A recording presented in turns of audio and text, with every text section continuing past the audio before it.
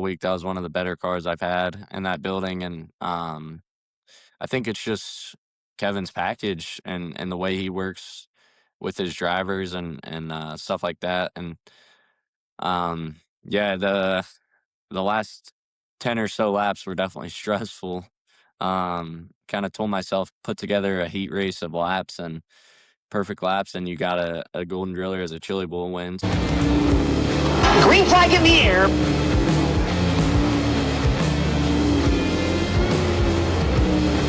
Hey everyone, welcome back to Hot Lap with Landman. Today's guest is going to be somebody that you're really going to enjoy. He is fresh off of a Chili Bowl win, the Chili Bowl Nationals. Emerson Axsom is going to join us today here in just a few short minutes. Just want to remind everybody, if you can, give me a follow, give me a like, give me a share, give me a subscribe. Those numbers definitely help me, and it helps me get content to you guys too. So just appreciate everything you guys can do and all the support you've been giving me so far. So let's not wait around very much longer. Let's get Emerson Axsom in here and let's talk about that Chili Bowl and some other great stuff. All right, everybody. So welcome back to Hot Lapping with Landman. And this week we have a really cool guest, not just because of who he is, but because of what he has accomplished in the last couple of days. Emerson Axsom, welcome to the show. Yeah, appreciate it having me on. Yeah, sounds like it's been kind of a whirlwind the last couple, well, let's just put it the last 10 days, if you want to count the whole week of the Chili Bowl. But then I think it's pretty public now, so I think we can talk about it a little bit. You win the big race on Saturday night, and then you got to get up at 6:30 in the morning to catch a flight down to Florida, and there was no vacation going on down there. No, yeah, it's been a crazy past 2 weeks. Before the Chili Bowls, obviously the shootout, and before the shootout, you have to prep for the shootout because we always kind of do our own thing there. We usually run other people's cars, but end up having to get them ready the way that we want them and stuff like that. So yeah, it's been a crazy past couple weeks, and then we wake up at 6:30. I guess I stayed up till 6:30. I didn't really sleep much after the Chili Bowl, but then get on a flight, and as soon as we land in Orlando, they announced that the test session was canceled. So then it got pushed back till Monday. So which ended up working out. I was a little low on sleep and kind of grumpy, so I don't know how that test would have went. Yeah, and just so we're clear, you were testing the 410 sprint car that you're going to drive this year with KPM Motorsports, and you getting ready to go with that too. So I just got to ask, and this is totally up to you. You share what you want and what you don't want to share. But you poked fun in one of your victory lane interviews up on top of the ramp there the other night. Anything that goes with that, or is it just kind of having fun?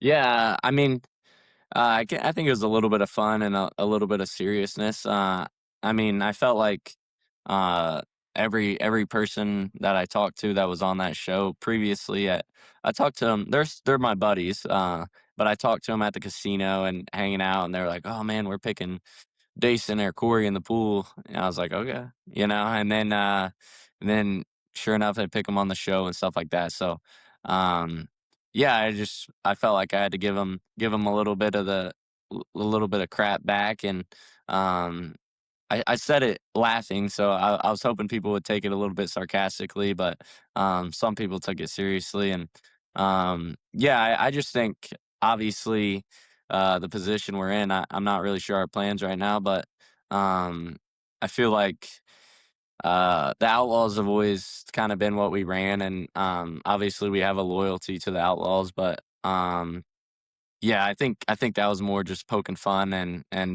trying to give the high limit guys some crap for giving me crap all week in the casino. Yeah. All right. So that answers that question. I probably get some grief if I didn't ask you since I got you on the show too. And I assume you will keep everybody informed and let us know what your team's going to do at the right time. Yeah, we're coming out with an announcement here in the next couple days. So yeah, if everyone wants to keep an eye on that, they can, and I'm sure it'll be announced here soon.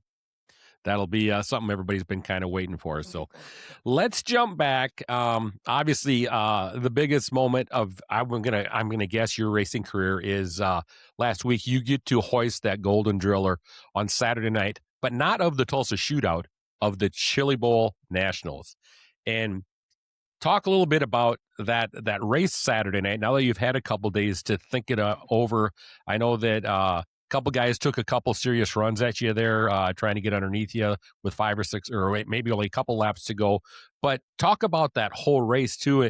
And obviously, you've got to have a mindset. Yeah, people that are serious about the Chili Bowl know the track conditions will change during the course of just that 55 lap feature. But talk about your mindset going into the A main that night. Yeah, that building has honestly been probably way too good to me for some reason. I mean, my first time there at the Tulsa Shootout, we made an A main. I think I was 14 years old, and at the time that was a big deal for me. And just over the course of my career, that building has been good to me. And I think the biggest benefit to my Chili Bowl career is the Tulsa Shootout. Knowing how to win in there, knowing what it takes, and kind of that pressure. Like it's the same when you're a 14-year-old kid. The Tulsa Shootout pressure is the same as a Chili Bowl. You know what I mean? Like obviously now in my career, they're completely different, and the Chili Bowl overweighs the Tulsa Shootout by a mile. But at the time, when I'm 14, it is a lot of pressure as a 14-year-old or 15-year-old, and kind of just it makes the Chili Bowl easier now that I've gotten older, and some other big races easier because I feel like as a young kid, I grew up doing that kind of same thing. So it makes I'm blessed to be able to run the shootout and stuff like that. I was younger. Um, but as far as the race goes, yeah, we had a really great car, and Kevin prepared an amazing car. That's I you heard me probably say it all week. That was one of the better cars I've had in that building, and I think it's just Kevin's package and the way he works with his drivers and stuff like that. And yeah, the last 10 or so laps were definitely stressful. Kind of told myself put together a heat race of laps and perfect laps, and you got a golden driller as a Chili Bowl win. So yeah, I felt like we were fading a little bit there, and my car was very forgiving if I made a mistake, so I didn't want to get on the shock adjustments too hard. And I kind of grew up working with shock knobs, running non-wing sprint cars and midgets, so I know what they do. And I didn't want to try to fix the problem, and then if I make a mistake, then the car is not recoverable. I felt like I kept jumping the cushion because I was a little bit free under the cushion, and then I'd hit it and then jump the cushion. So I didn't want to tighten up, and then if I jump the cushion, be kind of out to lunch and not be able to get recovered. Would you say turn Um, 2 was much more dramatically ledgier than turn 4? I don't know. I mean, I felt like turn two was tough because coming off a two, you can see it in some of the clips. There was almost just a wave. Like there was holes there in the hole shuffle, and they filled them in, and they filled the holes in, but they didn't get it flat. So it turned from holes to kind of like just elevation changes, and it would kind of unload the car. And if it unloaded it wrong, you'd slide into the cushion and then throw the nose. So yeah, definitely it was tough to get off a two the right way, but after watching, I wasn't the only guy that was making a lot of those mistakes off of turn two. And in the race car, I was just kind of telling myself, put together 10 laps at 95% and don't make a mistake. And, I feel like my 95% in that building is tough enough to pass that, if I just put together 10 laps, I would be okay. But somehow I managed to mess it up and almost give it away. And that's my next question too is you come off a turn 2 and you really have a big bobble. About almost kill the car, it looks like to me, lose all your momentum. And next thing you know, you're pretty much in protect mode going into turn 3. What's going through your head? Yeah, I knew. I mean, I kind of got tight in the middle, 1 and 2, and then, like, I was like, "Oh, I'll be alright," and then I was still tight, I was still in a small push, and then it hit the elevation changes, and it just threw the nose completely over. I figured I was in trouble. I mean, I knew, like, from that second that I was gonna have to slide myself into 3, and, so I just I was in the good dirt on the top of because I was way over the cushion, like nobody runs up there. So I was in good dirt, so I just kind of hammered down on the throttle and like aimed to the apex of three and was able to slide myself. I saw Logan down there and I saw some people complaining, but I felt like that was one of the nicer moves that happens at Chili Bowl. And Logan, he even said if he was a foot further, he would have stuffed a right rear in the Nerf bar and called it good, which fair game, you know what I mean? Like Yeah. we're racing for the Chili Bowl coming to the white, and I would have been upset, but I would have done the same thing if I was him. So yeah, it was cool. I mean, Logan, he was cool all week. He really helped me get up to speed in that race car when he didn't have to, and um, I'm sure he knew at the start of the week that if I got up to speed, we'd be racing together. So he didn't have to do it, and so credit to him. He's a great teammate over there, and definitely a big reason for the Swindell's success, the new era of the Swindell Speed Lab success. Obviously, Kevin and Jordan are a big reason too, but Logan is a big part of their program for sure. Did you also say during the week, yeah, your qualifying night, you had him sitting down and I want to say turns 3 and 4, giving you signals and kind of pointers and stuff during the race, or was that one of the Yeah, other Swindell guys? yeah, that was Logan, and I kind of asked Kevin what he does for signals, just because you're going so slow around that place. I mean, it don't look like it, but relatively speaking, compared to some of the wing sprint car places we run, you're going slow there. So it's easy to look around, and if you get a guy in the right spot, you can really use it to your advantage. And I've been doing that for, I mean, years. A lot of guys do it. It's kind of normal there. So I wasn't the only guy in the feature doing that, but yeah, Logan, he sat into three, and if you uh, there's grandstands into turn three, and if you lean over the ledge, you can kind of signal um where guys are running and stuff. But honestly, I looked at him one time, that feature, and he kind of just told me to get going and quit being a sissy. And that was from there on, we took the lead, and I kind of knew where to run it. The only time you really need a guy like that is if it starts taking a rubber, or a guy's, doing something completely different and you're in the lead. If you're in second, then you see it all in front of you and you know what the guy's doing. So really the only time it helps is if, he's telling you big lead, or if you have a big lead, you want to just not junk your race car. So that's kind of a good spot to have a guy like that in, and situations like that. I want to know what the signal is that get going, quit driving like a pansy. What's that signal look Uh, like? he just kind of did one of these and like get going, like let's go. You're back to fifth here, and um, yeah, it was on the first yellow. I think I fell back to a fourth or fifth, and yeah, he basically just said, "All right, it's time to get going before these guys get to lap traffic." And at Chili Bowl, lap traffic's so tough because once you get into it, it's people think the racing is better in lap traffic, which it brings the group together for sure. But Chili Bowl's so narrow that once you get in lap traffic, I feel like there's not a whole lot of passing, and so I don't know. I felt like I seen a lot of people on social media saying, "Man, I wish Saturday got to traffic." And honestly, me too. I felt like in the race car, I was, we were on a long green flag run, and uh, I felt like every time I'd get into a rhythm, a yellow would come out, and um, I felt like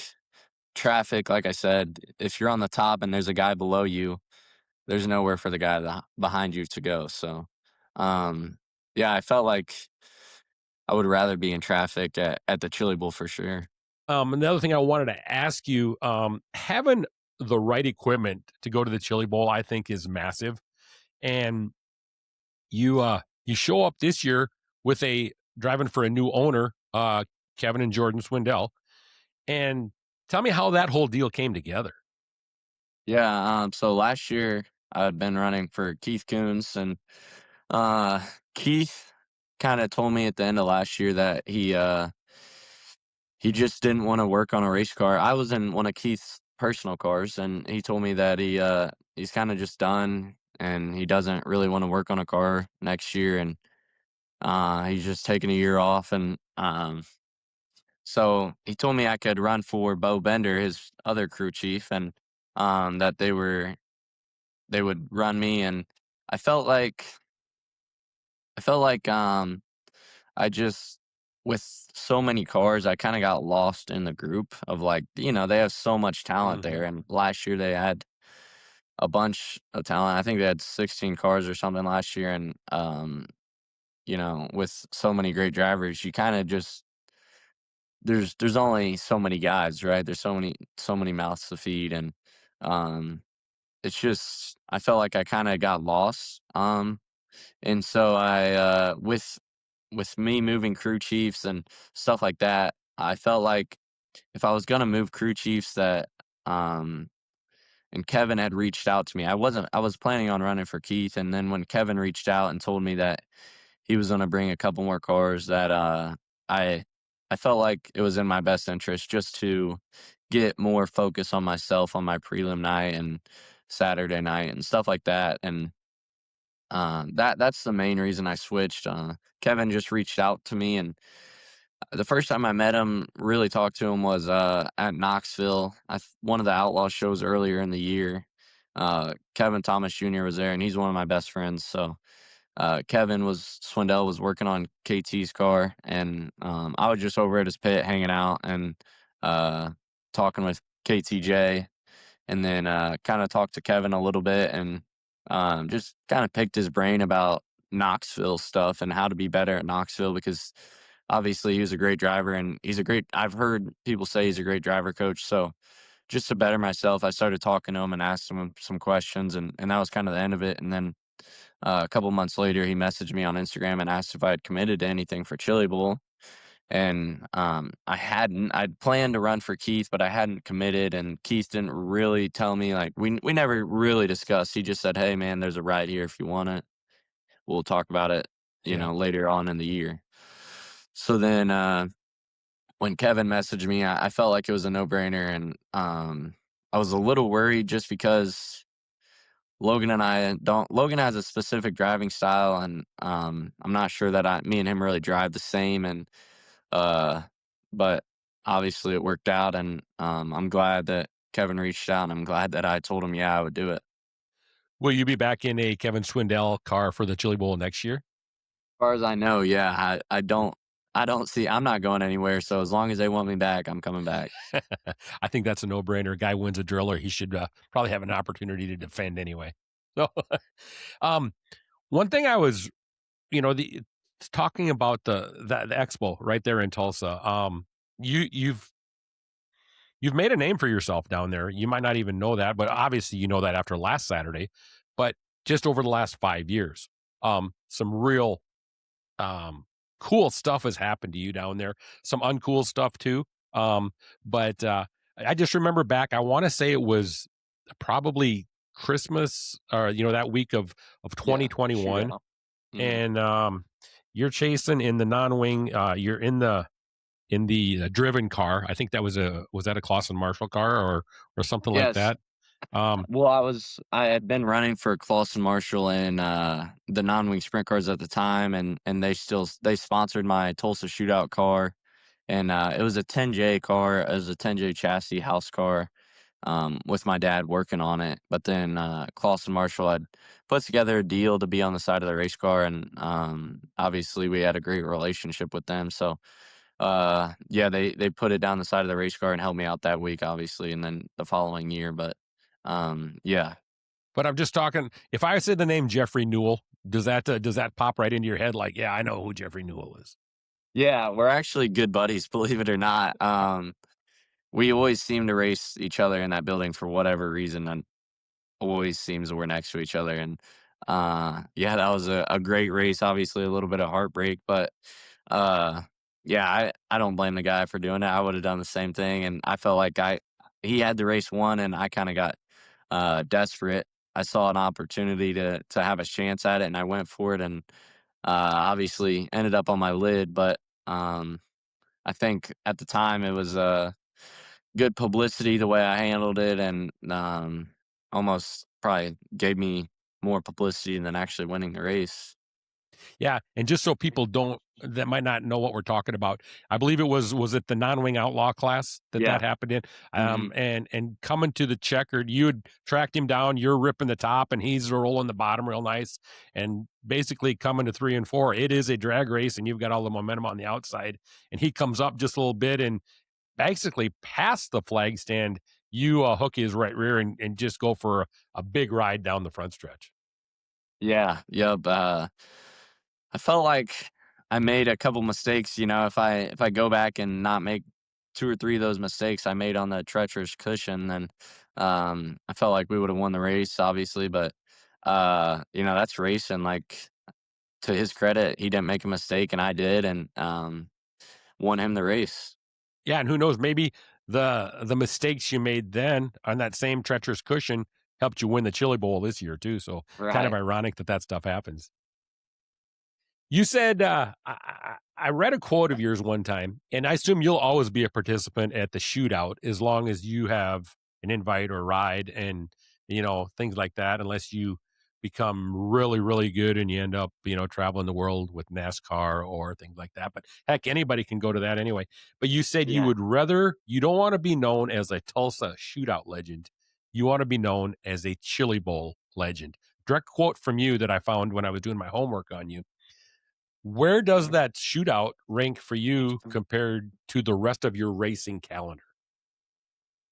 Yeah, so I just feel like at the time, like when I'm, anywhere from 14 to I would say 17, like that is the biggest race for me. At the time, like I had won some USAC races, but like the shootout was the toughest race for me to win at that age. It still is one of the toughest races for me to win. Like, I haven't, we didn't run very good this year. We had an off year, I'd say, for our standards in that building, but um, it's just I feel like it doesn't get recognized as what it is. Like, right, it is one of the toughest races, but nobody really recognizes it as a tough race to win. So I don't know. I just as a racer, like I'm sure you're around a lot of racers, right? You want to be known as the best race car driver possible, and um, nobody really remembers who wins. I mean, people remember, but people remember the Chili Bowl or Knoxville Nationals or Kings Royal winners, right? They don't Yeah. remember Tulsa Shootout winners. And yeah, I just obviously I'm proud of myself for those accomplishments, but that's not what I want to be known for. And I want to be known for being a great sprint car driver, not a great micro sprint driver. So I just maybe it's an ego thing or something. I don't know. It's just as a race car driver, you want to be known as one of the best, and I feel like that race is it's as hard as any to win, but it's not recognized as I guess a prestige crown jewel. Yeah. And the shootout has become a staple hold, not for probably just me and my family, but a lot of people over the holidays. Um, You're not gonna watch the shoot they come on the air, I think, at 9 o'clock every morning, Yeah. and we have it on. It's not like we're sitting there glued to the TV watching it, Right. but you know when the qualifiers and the heat races are up, and you know when but it's just it's a really cool event too, and it makes it tougher, I think, for a lot of people to go and support that knowing they're gonna go to the Chili Bowl in another week and a half too, so, I think that's kinda the logistics of maybe why you don't see the crowd there, but it is an awesome event too. It's growing for sure. I mean, probably the Monday crowd at Chili Bowl was the Saturday crowd at Shootout. Yeah. The Saturday crowd at Shootout is getting bigger, and the stands are getting filled, and the front stretch is finally getting filled. I remember my first year there. 3 and 4 was only pit crews, and then that's the only stands that were filled. To where now, like the front stretch is getting filled, and 3 and 4 is really getting filled with fans, and yeah, it's a great event for I mean people to go there, and I think if you can win at the shootout, you can win at the Chili Bowl. I feel like, in my personal opinion, that the shootout A main is harder to make, but the Oh, Chili yeah. Bowl A main is harder to win by far. Like the shootout A main, the way the format is, it's way harder to make an A main at the shootout than it is Chili Bowl. But um, and flip side, it's way harder to win at Chili Bowl just because the caliber of drivers that are there, and everybody there shows up to win, and there's 50 guys that can win that didn't even make the feature. Yeah, yeah, no doubt about it.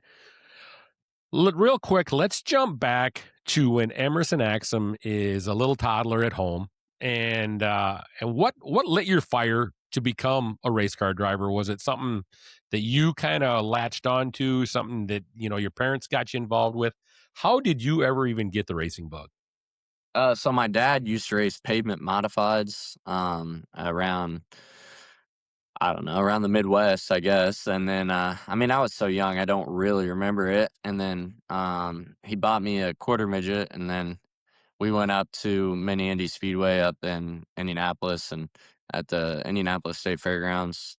And, I don't really remember it a whole lot at the very start. I know I didn't really like it. So, um, I don't know. I remember not liking it the first couple years, and like we only the first 2 to 3 years we had the race car. I think we probably ran 4 or 5 times, and I think it's just because going to the racetrack, like as a young kid, it's so new and like you don't know anybody there, and it's scary, right? Like you're at a racetrack and so many new people and just a lot of stress. I think for a 5 or 6 year old, so yeah, I didn't really enjoy it at the time, and then I think when I was around 7, uh, we uh, we went back and I made a couple friends and still friends to those same guys today. Like some of them still race, some of them don't, but we still keep in touch. And yeah, I think just once I started to make friends, that was my biggest you know, bug, I guess you could say, at first. And then once I became friends with guys, I wanted to beat them. And then once you start beating your friends, it's like, all right, like it's a competition. And then my dad's super competitive. So then as I got older, it's just I got more and more competitive and started taking it more and more serious. And then kind of from there on out, just went to a couple sprint car races a year and figured out that that's what I wanted to do, and became a fan of sprint car drivers. And yeah, I can remember sitting in the stands at Eldora, and I think some of those times are what really made me want to become a sprint car driver. Yeah. So you stick with the quarter midgets on and off a little bit, and then I think right around when you were 14 or 15, does that sound about right? When you jumped into the USAC midgets and Yeah, with well, Scott or no, so I was 12 in 2016, and then got into a micro sprint. We were good family friends with oh yeah. Zeb Wise, and Zeb had came from quarter midgets, and my dad and Zeb's dad were good buddies. And so then Zeb went into the micro sprints, and his dad kind of told my dad, like, look, dude, these are the real deal. Like, micro sprint racing is growing. It's a big deal. Like, it's legit racing. It's this can lead into other stuff, and people watch it, and it teaches you real racecraft on how to drive a sprint car and midget and stuff like that. So I got into micro sprints in 2016, the end of 2016, and um, bought a car off of Zeb Wise. Actually, bought his car when he was moving on to Clausen Marshall Racing with midgets and stuff like that. So yeah, just started racing that more locally at the start, and then slowly progressed into running some bigger races and stuff like that. Little bit about the micro sprint too. As an 11-year-old, how hard was it to learn that clutch setup? So actually, I've been riding four wheelers since I was like 6, and I think I had a Raptor 125 when I was 7. So, um, yeah, I just luckily I grew up on the stuff. Like one of my buddies, that's a younger kid. My dad actually sold him my. He raced junior sprints at the start when we became friends, and then his dad was like, "Man, I can't get him into restrictor because he don't even know how to use a clutch or shift." So then my dad sold him our that same Raptor 125 that I learned how to use a clutch on and stuff like that. So yeah, I just luckily I'd been growing up. I grew up riding four wheelers and dirt bikes and stuff.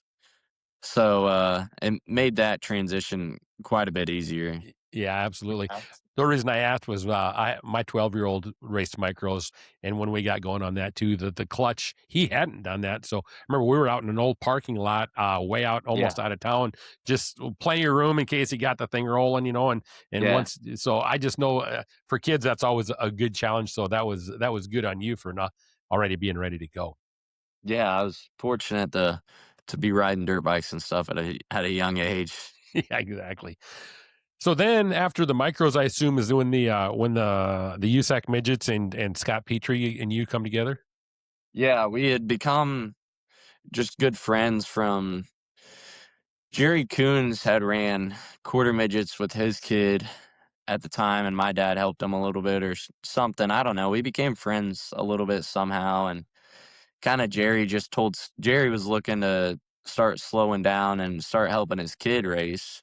And then so Scott and Jerry had a conversation about, who do you get as a younger guy? And Jerry had just recommended my name, and Scott gave me an opportunity to run like 4 or 5 midget shows.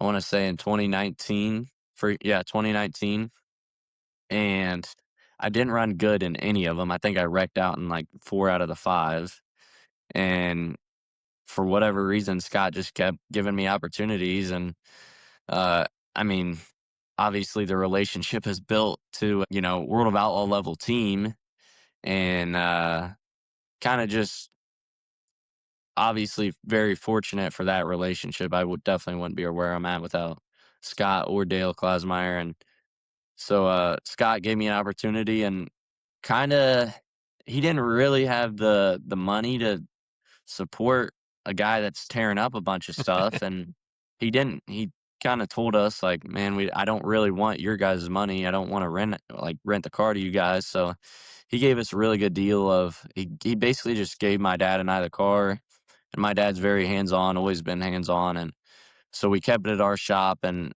Scott took care of all the motor stuff and all the kind of giant big expenses, and my dad and I just worked out of our trailer, went racing, power I racing. My brother-in-law went, and just my dad, my brother-in-law, and I. And Petrie just helped out a bunch. And if I tore something up, if I tore a front axle up, my dad had to pay for it basically. And but basically just gave us a car to go race and learn how to race, and didn't take a bunch of our money and didn't want to make any money off of us, and basically just gave me an opportunity to go learn how to race a midget and figure it out. Let me ask you a question. You had drove for him, and like you said, no matter how you look at it, you tore it up 4 out of 5 times, or didn't have a very good winning percentage, put it that way.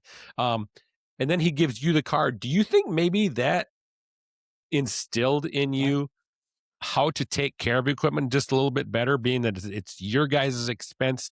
And I'm not saying that in a bad way, but sometimes, if it's my dime and I know what I got to do to fix this thing to get it to the next race, does that maybe change just a little bit about how you run the car every night? Um, I mean, yeah, I think it does, but I've never been really one to tear up a bunch of cars. Like, I feel like if you look at my history of micro sprints and stuff like that, like my dad's always been one to like, we're not, if we tear up a bunch of cars, we're done. Like, we're not doing this. And anytime I drove for someone else, he always like, if I after every wreck, he was like, dude, if you keep wrecking stuff, you're not gonna get rides. Like, that's not, these car owners don't, like, that's the number one thing. If you tear up stuff, then you're done. Like, it's better to run 12th than it is to bring a car in on the hook. And obviously, my dad's also always been on the other side of, if you're going for a win, hang it in the fence. Like, I don't. I've always been brought up of, not to junk a race car for no reason, but if you're going for a win, it's okay. Stuff happens. It's racing. So I think just growing up with that attitude, and yeah, I didn't. Back when I first started, it's not that I was tearing stuff up because um I was putting myself in bad spots. I just kind of learning how big the race car was, or like, just making mistakes of like, when I say a wreck, I didn't go out and flip 5 times. I just Yeah. might have spun out or hit a tire and tore up a front axle or ran into a guy's left rear on accident or jumped a right rear or something that, just kind of minor inconveniences of like not finishing races. And so I think just honestly at the start, it was more kind of getting used to the car size rather than, me being out of control, I guess. Yeah, and I just want to clear this up a little bit. I wasn't saying you're out there No, I know. abusing this Yeah. guy at all, or Yeah. that all of a sudden it's mine. I gotta, we can't do what we did. I'm just saying is maybe it was just subconsciously you didn't even realize that's what you were doing. So I was definitely not picking on No, I know. anybody I that way. know. So For yeah, sure. yeah. No, But I know. the commenters will say, "I can't believe you put him up to that." But so anyway, there I was know what you no meant. no hostility meant there, too. So you move from the midget and you end up. I think you're driving. Did you end up driving for Clausen Marshall for a little bit on the Yeah. USAC Yeah. I think deal? a How, 3 year, 2.5 year stint. yeah, and how'd that deal come together exactly? We were out and we just went on a roll of like, we had ran, I want to say like 15 midget races and we were on the podium for like 12 of them and had an average finish of like 3.5 in 15 races. And we went from like fifth in points to tied for the lead with Buddy. And Tim Clausen kind of just called my dad when we were on our way out to Pennsylvania or something. And, my dad had just kind of mentioned to me, like, hey, just so you know, like people are keeping an eye out on you. Don't do anything dumb. Like just keep doing your thing. Basically, like it's working. Just keep grinding. And yes, Tim had a non-wing sprint car and kind of went separate ways with the guy before, and didn't really like where the program was at, and kind of wanted to just restart. So um, I was out in Pennsylvania, and he gave my dad a call basically, and uh, I think they wanted to run SmackDown. They wanted to run SmackDown, and I had won at Kokomo previously in a midget, and they wanted a young guy, and they just wanted a guy that was young and had a chance to win SmackDown. And so we went and run Gas City, and it was a double, it was a 25 lapper, and then the top 12 got inverted, and it was another 25 lapper. So it was a good race to like get back to back races and kind of race with guys. And um, yeah, the non-week sprint car at the start was definitely one of the tougher learning curves. Like that's a big race car compared to everything I'd come from. It's a lot of motor, it's a lot of right rear, it shakes, it tries to flip over every corner, and Did yeah, I did it? just You have to kind of raise your eyebrows, like, "Whoa, this is a different beast here. I got to learn how to drive this thing different."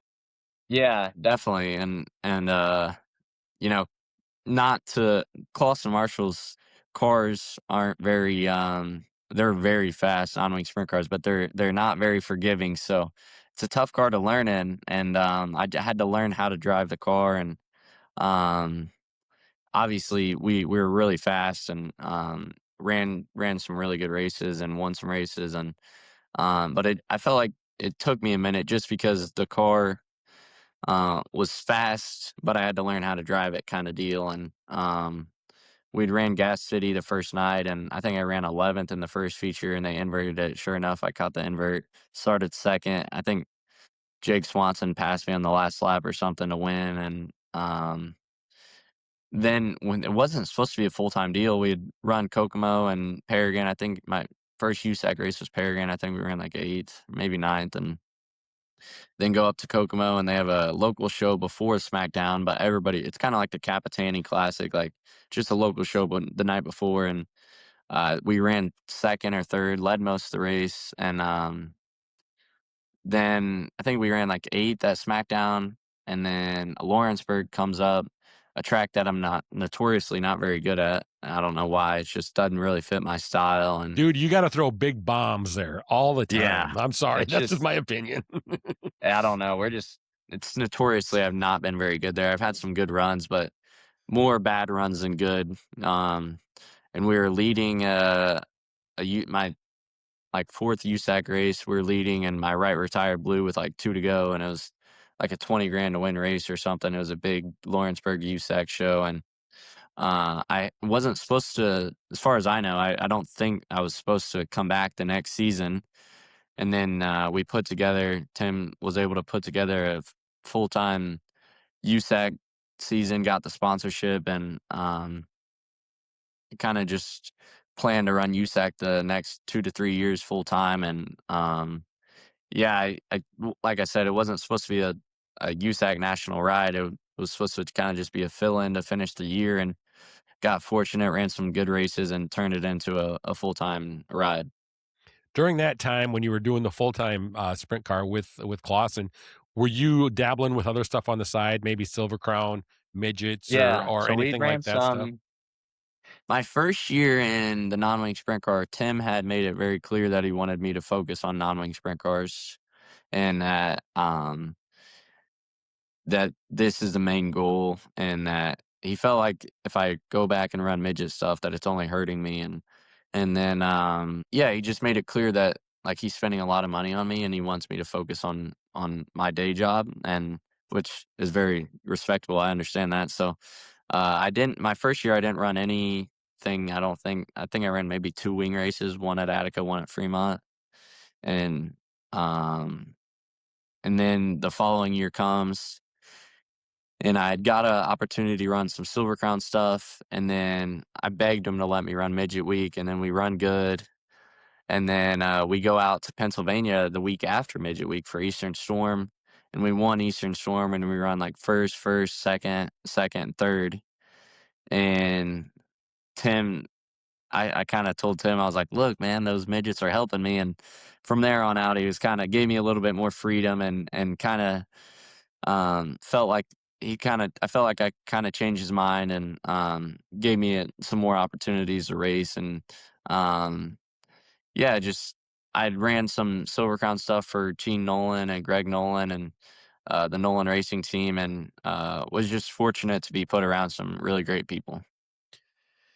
Do you think that, driving the non-wing sprint car brought maturity to you a little bit also, realizing, hey, you're racing against bigger names now, the national USAC stuff, and no discredit from the midget ranks or wherever you came from, but as you progress to moving up in the world, that the competition's gonna get tougher.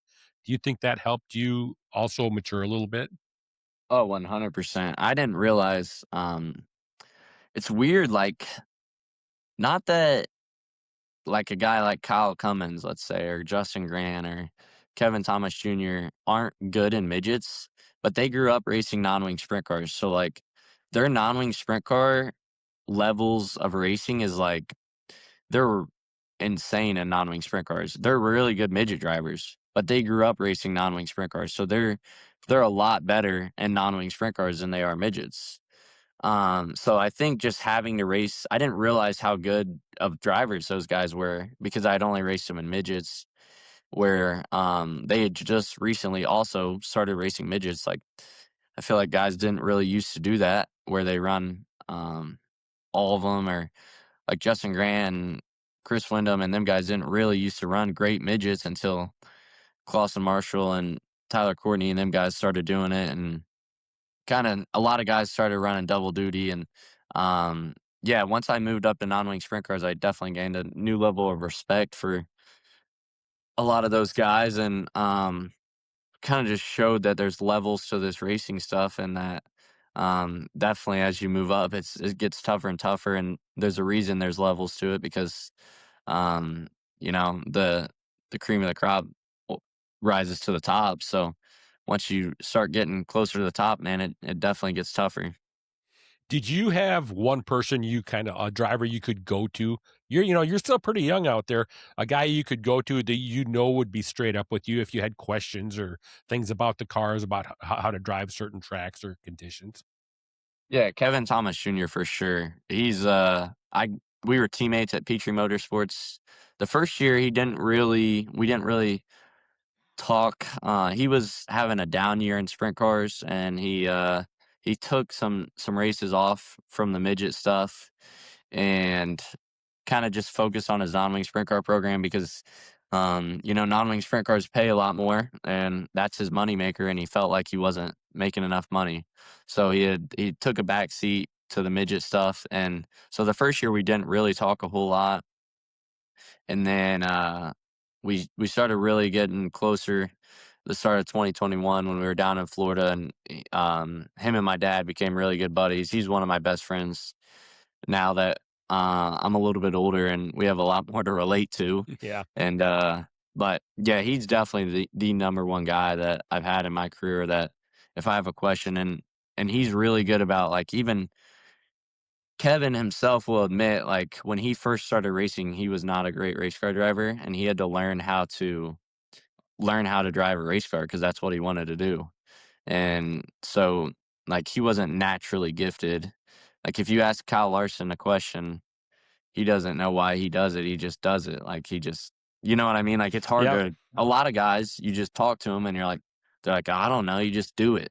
And so it's tough to talk to a lot of race car drivers, myself included. I'm not very great at explaining things, but a guy like Kevin Thomas Jr. was definitely a big guy to have in my corner because became a really great race car driver over time, and didn't start out as such a great race car driver, and studied a lot and learned how to become great. And I remember some of the biggest tips he helped me. We were going to Port Royal for the first time, or the Grove, in a non-wing sprint car, and he told me, like, "Look, man, you'll be running downhill into one.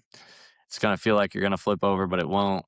Like, and stuff, like, just simple things of Yeah. like, here's what to expect going into one at Port Royal.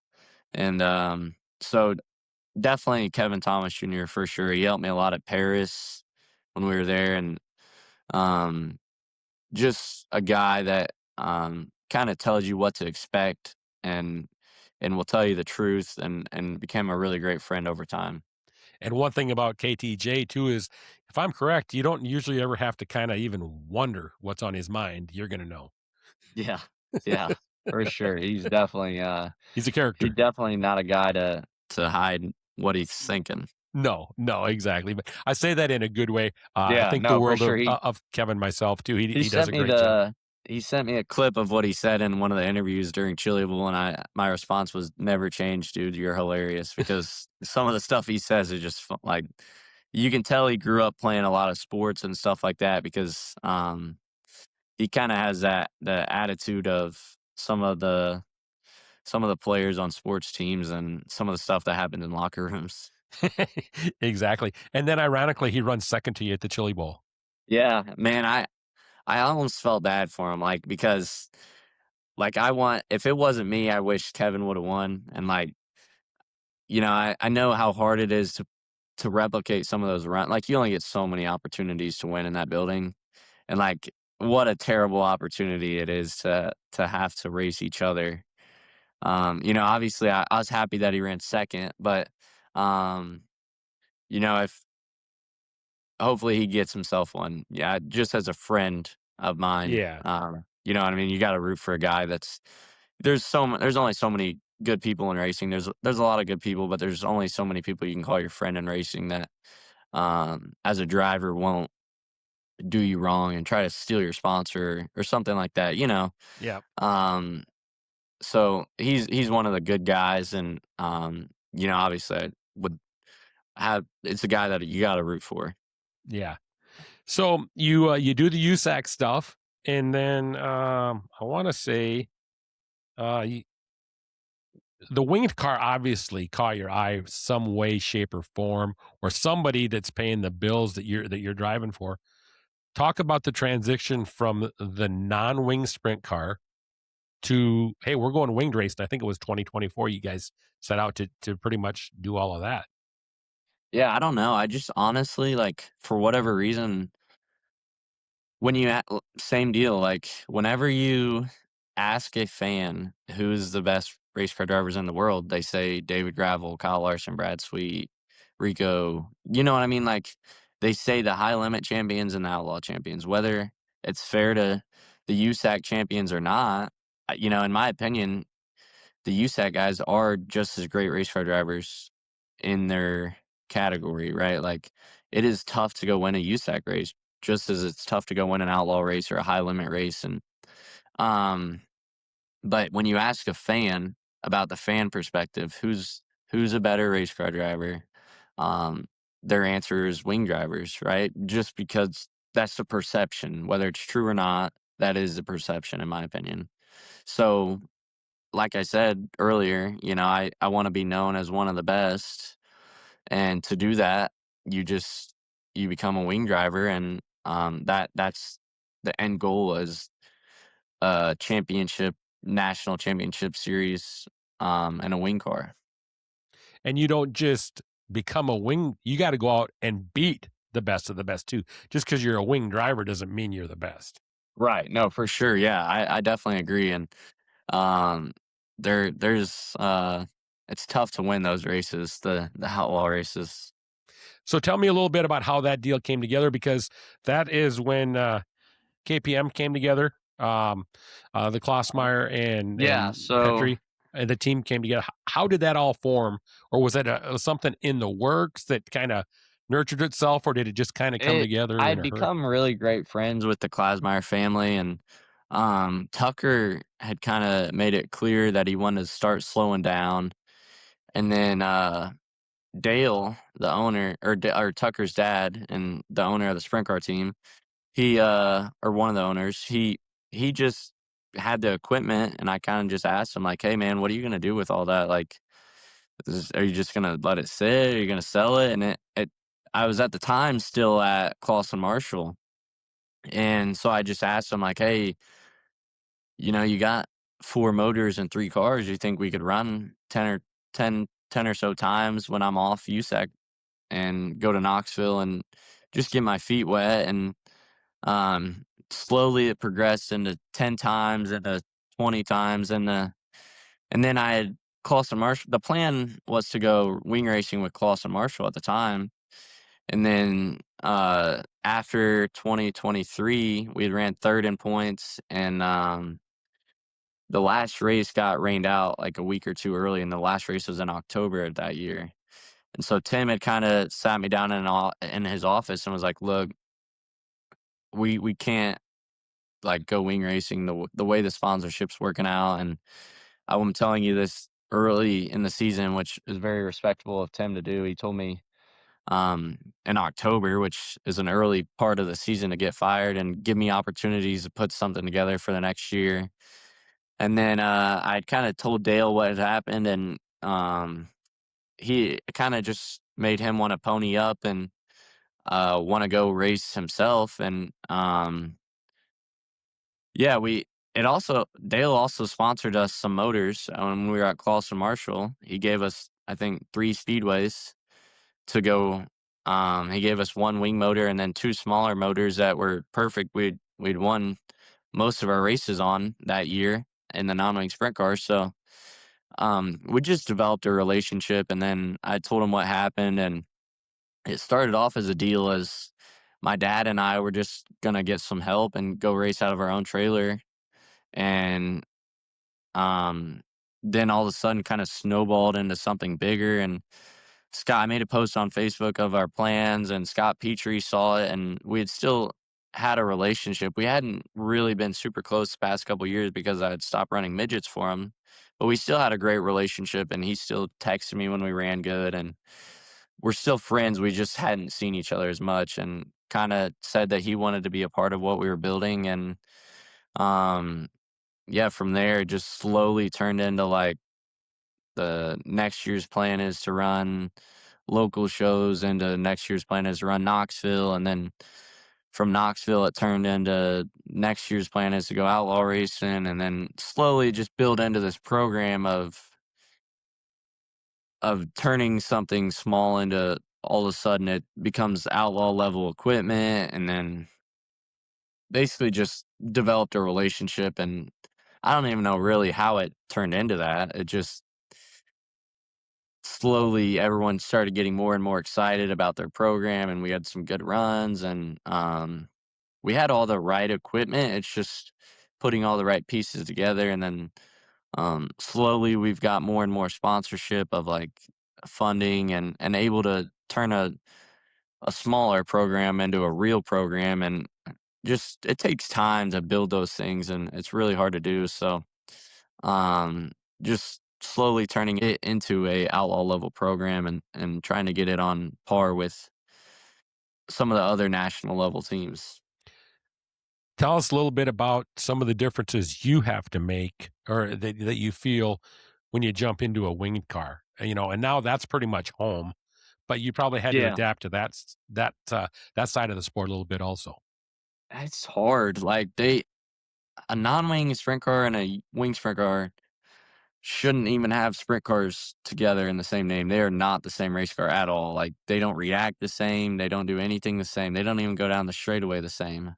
So whenever I first got into a wing car, I think it was like 2023 at Attica. It was just a local show. I was with Clausen Marshall. They had got a wing car out, and obviously I was in good equipment. I was teammates with the 7BC at the time, and I just could not get out of the infield. Like the wing would just keep me driving down to the bottom of the track, and it's just such a weird feeling coming from non-wing sprint cars at the time, and it's just a completely different race car, and like drives like not it, they don't drive like they look like they drive. The amount of downforce they have is pretty incredible, and yeah, just slowly got more confident in it. And obviously wing racing, the harder you drive the race car, the better it drives, and the more downforce you have. And so I think the biggest thing obviously would be dirty air, and slowly it's becoming more and more predictable. And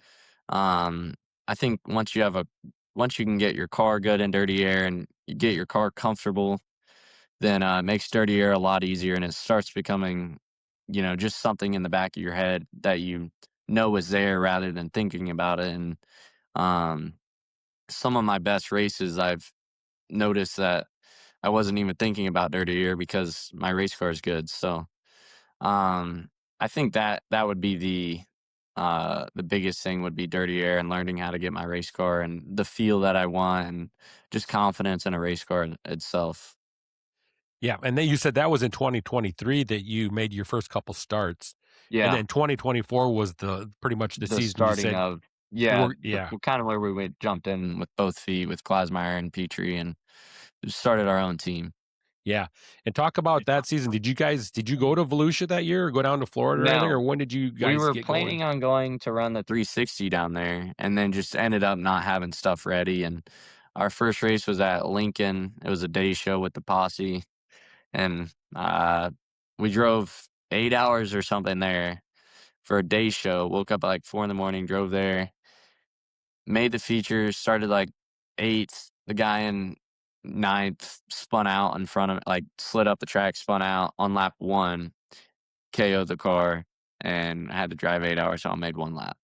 So that was a frustrating start for sure. Yeah, And then we did the same thing the following week. There was just nowhere else to race. yeah. So we were running Lincoln Day shows, and then got to go to Knoxville a couple times, and like the I think slowly started becoming better at Knoxville and starting to figure it out. And one of the biggest things that helped me was we ran a 360 and a 410 there in the same weekend. It was a USAC weekend where they run 360s the first night, Yeah. 410s the second night. And the biggest, honestly, I still credit one of my biggest speeding me up factors was the 360 car hadn't been ran all year. So we had ran it, and then we didn't put more power steering fluid in. So my power steering went out. So I couldn't turn. And all of a sudden, I was passing cars at Knoxville because I couldn't turn the wheel. So then we slowed the steering way down, and all of a sudden started to pick up some pace to learn how to race. We went to the next, it was Knoxville with the USAC, and then Sunday at Huset's. And so we ran those two shows and then went Sunday at Huset's, and we were leading, and a lap car spun out in front of me and took me out of the race. But just it finally felt like we were making some ground. I felt like that was the first time in a wing car that I had started to get better and started to figure out how to race. And so it was a tough start to the year, but I kind of expected it. I knew what we were getting into. I didn't expect to get into wing racing and light the world on fire. Obviously, I have confidence that I can do it, but I know it'd be a disrespect to the guys that are doing it right now to expect to jump in and make a giant splash Yeah. Yeah. And just I want to go back and touch on one thing. You that caught my attention more than anything was you said we slowed down the steering, and people might be wondering how do you do that? And I'm guessing you did it on the pitman arm. Yeah. Yep. And the pitman arm is the arm that comes down off the steering gear to the side of the car, and it's got different sets of holes in it. And as you raise that up, it Hmm. slows the steering down. So I assume Yeah. that's what you were talking about. Yeah. Yeah. Yep. So I noticed that funny. That's that you bring that up. I noticed that in a picture that I saw of your car earlier today when I was looking through some things. I saw that thing wasn't all the way down too, and I just thought, huh. But I never knew that until you just said that. So that's kind of ironic. So you 2024, you jumped around and I, you said you kind of figured things out at Knoxville. I thought different. I thought you figured things out really well in Knoxville. You guys were top 2 or top 3. I don't remember. Did you get a win at Knoxville in 24 in the 410? Yeah, the last race of the year, the last local show after the nationals, Yeah, they had but that one local show, and we ended up picking up a win there. yeah, but you guys were beating the door down for like the last 2 months of that. You got things really got the 27 car rolling around there real well too, if I remember right. Yeah, we just slowly, kind of putting things together, and then we ran second at the 360 nationals, led a lot of the race, and just slowly started to like really get our feet under us there, and kind of felt like we had hit on some stuff and learned some stuff, and I'd slowly started to get better on air stuff, and just kind of getting comfortable around a place like that is really hard as a non-wing sprint car driver. So you jump into 2025, which was just last year, and it was a very busy year for you too. And we're talking on the winged sprint car side. Um, you know, I- I think you went to Volusia last year though, didn't you? Yeah, Yeah. yeah, Yeah, you were down there and you guys were at a lot of early outlaw shows or anything that was available. You guys were racing. And yeah. but did it seem like you guys struggled a little bit there to get going? Honestly, at the start of the year, I felt like we were really good. I think we set a new track record in the 360s at Volusia, and then ran good there. I think we ran on the podium 2 nights, and then ran like sixth the third night. Come out with the Outlaws first night out with the Outlaws. I think we set quick time, and then struggled in the race that night. I think we started fifth, backed up, struggled. Kind of just our first 410 race with fuel load there, and kind of just got the car a little bit out in left field. The second night comes, and that's the night I was in. I'm pretty sure that's the night I was in the lead. I passed Bell and Larson, and then spun out with 2 to go, of That's course. right. Yeah. Sorry, I didn't And mean to bring that up. no, it's all right. And then we go back there again with, I think in, is it in March they go back? Yeah, yeah, that bike week, whatever that is, maybe the Yeah. last So week I of think February. we're running third to Gravel, and Wrightsville running second. We're running third, and we run out of fuel with 2 to go. It's like, man, we can't catch a break here. And then the third night, or the second night that week, Justin Peck got in a tangle with someone, just racing deal, and we had nowhere to go. Hit him, tore up our race car, and so we were done that that night too. Um, and I felt like I was like, man, once we get on some real racetracks here, we're gonna be really good, I think. And then we go to I don't know where they go to next, but we just struggled for a minute. I felt like, I don't know, for whatever reason, we just, obviously your big track package and your small track package is completely different. We're just lacking a little bit, and I had the same crew chief that I had back in 2023 and 2022 when I was at Clausen Marshall with the non-wing sprint cars. So we had a relationship.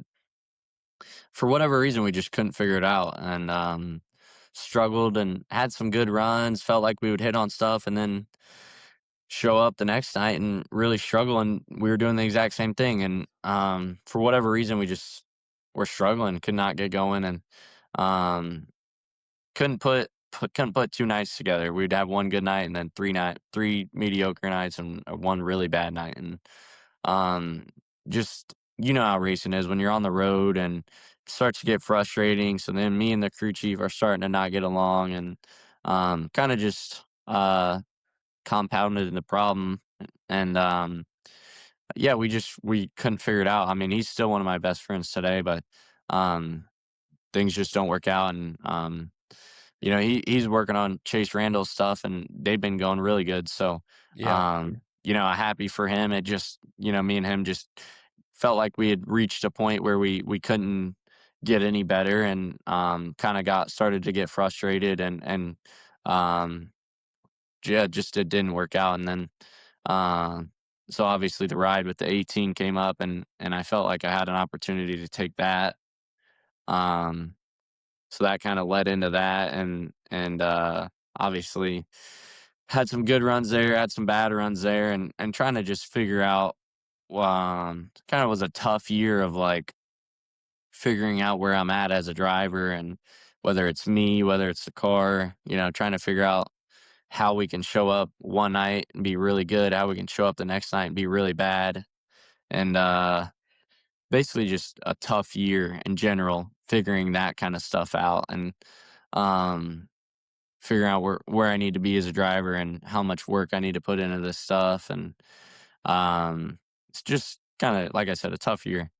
Tell me about the transition from the 27 car over to the KCP car, and what kind of deal you not deal, but what were the arrangements made with the guys, with Petrie and those guys for you to go over and drive that 18 car, and then you don't know if things are going to work out or not, but you know that, hey, we're going to be ready to go in 2026 also. You know, kind of a reassuring thing, isn't it? Yeah, it definitely gave me a lot of confidence to just go out and drive. I had told Dale and Scott that I got an opportunity, and they, at the start of the program, the idea was for the 27 to be a bridge to the next level of teams, right? Like, and then slowly it's become more of like a trying to just build it into an outlaw level team. And if we're not gonna get an opportunity on one of the top, a lot of guys, there's nobody's going anywhere right now, and there's only so many rides that are quality rides. So instead of, we've turned it kind of into more just of a building it into trying to build it into one of those teams. And yeah, I told Dale and Scott I got an opportunity, and like I said at the start, was a plan to build or a bridge to the next team. So they had told me, this is exactly what we built this team for. It did its job. You need to go take this opportunity. We're struggling right now. So go take this opportunity and see if it's better. And if it is, great. If not, then we'll be here. So, like I said, just I've been fortunate to have a lot of great people surrounding me, for example, and um, kind of just was able to go out and try to figure out whether it's me or the car, and kind of take a little bit of pressure off me, and get an opportunity that could be really good, or obviously it didn't end the way we wanted it to, but it didn't end on bad terms either. So yeah, some things just don't work out. Yeah, and that's, like I said, man, talk about getting the best of both worlds. You get the opportunity to go out and finish with the Outlaws, knowing that home, you can always go home, and I'm gonna call the 27 car home right now, and talk about just some great personalities that would allow you to do that. That's gotta mean a lot to you also. Yeah, for sure. I mean, I a lot of people are in racing because like they want to see their car go fast, which obviously both of my owners are. But they don't have to be in racing, right? They can take a step back and just enjoy racing as it is. So, the only reason they're in the racing is to benefit me. So I'm very fortunate. Like, a couple drivers called the 27 guys, which I don't blame them. Whenever took the 18 ride, and they kind of, their response was like, we don't really want to race without Emerson. We're kind of committed to him and him only. Like, the only reason we're in this is because we want to benefit him. Like, we're not here to just spend our money. We're here to benefit Emerson. So Yeah. fortunate to have really great owners, honestly, and you couldn't ask for a better group of people around you, and just kind of, it's a good reminder the grass ain't always greener on the other side. You couldn't say it any better there. So we're obviously just basically days away from the racing season. The World of All Late models are hot lapping right now as we speak down in Volusia, which means we're getting close. Where are we going to see you guys first this year? Yeah, we'll be at the 360 shows at Volusia, and then the 410 shows at Volusia, and I'm sure we'll have a announcement out before then. So, but that'll be our first races, and but like I said, I'm sure we'll have a big announcement out before then, and kind of let everyone know what our plans are. Yeah, that's great. Emerson, let me tell you, I just appreciate you so much for coming on my show, especially coming off a big week last weekend, and I'm sure you guys are still celebrating in one way, shape, or form, and all that stuff. But thanks so much for coming on the show. Yeah, no problem.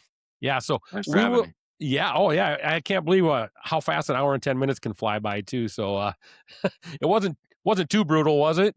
No, no, No. not at So all. all right, so I'm going to let you get on down the road. I will see you down at Volusia, and like I said, thanks again for coming on, bud. Right on. Oh, all right, everybody. So great stuff from Emerson, and shared a lot of detail about last week's event at the Chili Bowl, along with upcoming plans, and just great to hear back about how some of his history, where he came from, and how he's gotten to where he is today. Thanks again, everybody, for tuning in. I'm going to be heading down to Volusia next week. We'll be down there with my good buddy, Donnie Schatz, and the CJB team. Going to try to sneak another show in here before I get going, but if I don't, I just want to let you know, be patient with me. We'll have some more stuff as soon as we get back from Florida. Thanks again, everybody, for tuning in. We will see you next time.